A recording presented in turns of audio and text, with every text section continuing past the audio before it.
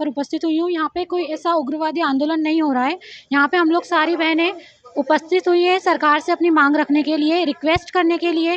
तो जो भी पहले तो ये भ्रांतियाँ फैलाई जा रही है कि कोई आंदोलन कर रहे हैं, कोई यहाँ पे भीड़-भाड़ या कुछ ऐसा हो रहा है, तो वैसा कुछ नहीं है। यहाँ पे बहुत शांतिप्रिय तरीके से हम सब अपनी मांग रहे हैं और यहाँ पे सभी उपस्थित हुए हैं। पद वृद्धि के लिए सब आए हैं सर यहाँ पे।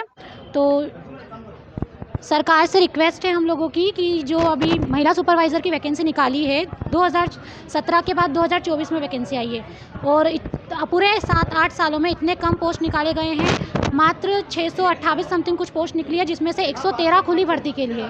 इतनी कम पोस्ट है और उसमें फॉर्म फिलअप किए गए हैं 6 लाख फॉर्म यहाँ पे फिलअप किए गए हैं और इतनी सारी वुमेन्स यहाँ पे एग्ज़ाम दी हुई है और सबके 85% 90% सभी ने अच्छा स्कोर किया है। फिर भी सबको टेंशन है कि एग्ज़ाम में किसका सिलेक्शन होगा, किसका नहीं होगा।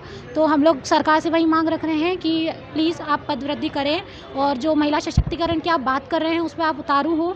आप सबके लिए कुछ ना कुछ ऐसा करें कि महिलाएँ वाकई में आपके साथ खड़ी हों, क्योंकि जो वोट बैंक है वो आपका महिलाओं से ही है और सभी लोग अभी यहाँ पे महिलाएं आपके लिए आई हुई हैं। तो रिक्वेस्ट है सर आपसे, प्लीज़ आप हम लोगों की मांग स्वीकार करें और पदवृद्धि ज़रूर से ज़रूर करें सर। मैं खरगोन डिस्ट्रिक्ट से आई हूँ और मैंने अभी महिला पर्यवेक्षक का जो एग्ज़ाम हुआ था वो दिया था, बट अच्छे नंबर लाने के बाद भी कोई गारंटी नहीं होगा कि नहीं होगा, क्योंकि पोस्ट बहुत कम है। अब हम लोग लड़कियों को लाडली बहना जैसी योजना, उससे कुछ नहीं होगा। हम लोगों को रोजगार चाहिए। आश्वासन दिया गया सरकार की तरफ से? जी, उन्होंने पोस्ट इतनी कम निकाली इस वैकेंसी का 2017 के बाद। अब अभी हम लोग इतने टाइम से इंतज़ार कर रहे हैं, तैयारी कर रहे हैं और उसके ऊपर से इतनी कम पोस्ट, तो उसमें क्या ही होगा।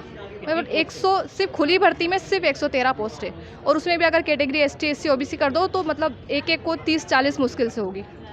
और उसमें भी और भी बहुत सारे रिजर्वेशन रहते हैं, मतलब भूतपूर्व सैनिक है और भी उससे और कम हो गई। मतलब हम लोग डायरेक्ट वालों के लिए कुछ बचा ही नहीं है उसमें। तो इतना पढ़ाई करने के बाद मतलब 2 साल में तो अगर बच्चा अच्छे से पढ़े तो PSC निकाल सकता है, बट हम पढ़ाई के बाद में आपके सामने रिजल्ट क्या ज़ीरो है? ज़ीरो है ना, कोई मतलब गारंटी नहीं है कि होगा नहीं होगा।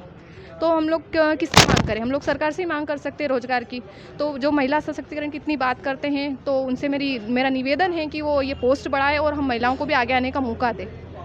मेरा नाम रविता पटेल है, मैं रीवा से आई हूँ। मेन बात है कि ये पदवृद्धि जो 7 या 8 साल में तो वैकेंसी आई है।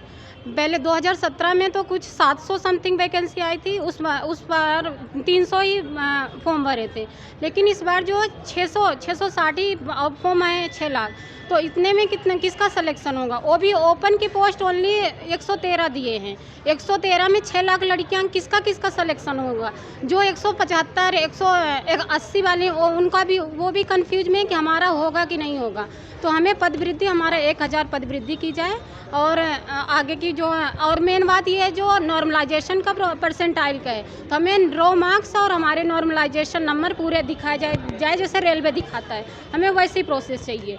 और आगे और जो लड़कियां नहीं आई हैं, मैं उनको बोलना चाहती हूँ कि अभी अपने भोपाल के आसपास है, वो भी आके इस आंदोलन का हिस्सा बने। Thank you. मेरा विशेष फिर से अनुरोध कार्यकर्ता संघ की तरफ से, मैं शर्मिला ठाकुर, संभाग उपाध्यक्ष देवास से आई हूँ यहाँ पर और हमारी मांग ये है कि इस साल 2017 के मुकाबले 2017 में 700 पद थे और जो कैंडिडेट थे वो 300 थे और इस साल जब पद है 600 और कैंडिडेट है 6 लाख, तो हमारी सरकार से यही निवेदन है कि पद वृद्धि की जाए, खुली भर्ती में 1000 पद किए जाएं, क्योंकि हम लोग बहुत सारे स्टूडेंट, मेरे साथ बहुत सारे स्टूडेंट दिन रात मेहनत कर रहे हैं, अपने बच्चों को छोड़कर हम पढ़ाई कर रहे हैं, इतनी मेहनत कर रहे हैं हम दिन रात। तो उसके थोड़ा सा सरकार हम लोगों का, बेरोजगारों का ध्यान रखे और पद वृद्धि की जाए, हमारी यही मांग है।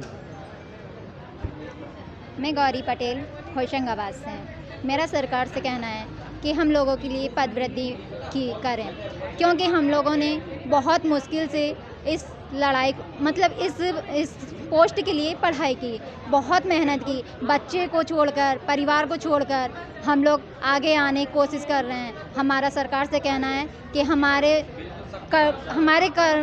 कार्यों पे थोड़ा ध्यान दें और हमारे जो मेहनत है, हमारी लगन है, उससे सक्सेस करें, हमारे लिए पदवृद्धि करें, क्योंकि हमने ना बहुत सारी मेहनत, बहुत संघर्ष किए, हर मुसीबत से लड़ के आगे बढ़ने की कोशिश की है। यदि हम आज नहीं बढ़ पाएंगे तो हमें दुनिया के ताने सहने पड़ेंगे, और उसके अलावा हम अपने समाज को, अपने परिवार को क्या कहेंगे कि हमने मेहनत की मगर हमें उसका कोई फल नहीं मिला। तो ऐसे में बहुत सी लड़कियों का, बहुत सी स्त्रियों का मनोबल टूटता है कि यार मेहनत करने के बाद भी यदि हमें कोई फल नहीं मिलता तो क्या मतलब ऐसी मेहनत करने से। इससे अच्छा तो हम करें ही ना, लेकिन हमें आगे बढ़ना है। कहते हैं कि स्त्रियों का आगे आना बहुत ज़रूरी है आज के समय में, इसलिए हमें आगे आना है, अपनी मेहनत को सक्सेस करना है और हमें आगे बढ़कर अपने परिवार को, अपने समाज को उन्नत करना है और इस देश की उन्नति में अपना अहम योगदान देना है। मेरा सरकार से कहना है कि वो हमें एक मौका दे कि हम आगे आएँ और हमारे पदवृद्धि में हमारे उन पद के लिए वृद्धि करें। मेरा नाम निधि जाट है और मैं भोपाल ज़िले से हूँ और मेरा सरकार से विनम्र आग्रह है कि कृपया इस ओर ध्यान दें। मेरा नाम निधि जाट है और मैं भोपाल डिस्ट्रिक्ट से हूँ और मेरा सरकार से विनम्र आग्रह है कि कृपया इस ओर ध्यान दें कि ये जो वैकेंसी आई है ये 8 साल बाद लाई गई है और 8 साल बाद मात्र 113 पोस्ट हमें दी गई हैं और हम जो हैं बच्चे नोटिफिकेशन आने के पहले से तैयारी शुरू कर देते हैं। मतलब कि जब ये चर्चाएं चलने लगती हैं कि ये एग्ज़ाम होने वाला है, उससे पहले से बच्चा तैयारी शुरू करता है, लेकिन जब पोस्ट देखता है तो उसका मनोबल गिर जाता है। तो अभी यही मैं कहना चाहती हूँ कि आप प्लीज़ पोस्ट बढ़ाएं ताकि बच्चे आगे तैयारी कर सकें, क्योंकि बच्चों का मनोबल दिन ब दिन गिरता जा रहा है पोस्ट देखकर, चाहे ये पोस्ट सुपरवाइज़र में हो, MPPSC में हो या MP के किसी भी एग्ज़ाम में हो। सेकंड चीज़ ये जो परसेंटाइल बेस पे जो रिज़ल्ट निकाला जा रहा है तो उससे भी काफ़ी बच्चे डीमोटिवेट हो रहे हैं। तो इस पर भी सरकार को ध्यान देने की आवश्यकता है कि इसमें ट्रांसपेरेंसी बनी रहे और मेरा यही आग्रह है कि कृपया पोस्ट बढ़ाएं आप। हेलो, मेरा नाम अनुषा तिवारी है, मैं भोपाल ज़िले की हूँ। आवाज़ तो आ रही है ना? हेलो, मेरा नाम अनुषा तिवारी है, मैं भोपाल ज़िले की हूँ और मैंने महिला पर्यवेक्षक का एग्ज़ाम दिया था, जिसके मतलब जो स्ट्रक्चर पैटर्न, इससे मैं बहुत डिससेटिस्फाइड हूँ। इसमें मात्र हमारे लिए 100 खुली भर्ती के लिए सिर्फ 113 पद दिए गए हैं, जिसको भी उसमें कैटेगरी वाइज डिवाइड किया गया है। वो भी नाम मात्र के पोस्ट हैं, 30 जनरल, 31 जनरल, 30 OBC और 5-6 लाख लोगों ने इसका एग्ज़ाम दिया है। तो मेरी आपसे यही निवेदन है कि इसमें पदवृद्धि कम से कम 1000 हो जिनकी खुली भर्ती का जिसने एग्ज़ाम दिया है, और 1000 आंगनवाड़ी कार्यकर्ता के लिए हो, क्योंकि ये एग्ज़ाम 7 साल बाद आई है और सभी बहनों का जो नहीं आई है पर उनके मन में भी सबके यही है, थोड़ा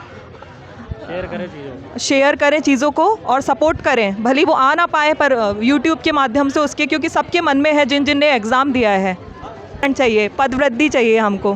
धन्यवाद। मेरा नाम कोमल महाजन है, मैं भोपाल ज़िले से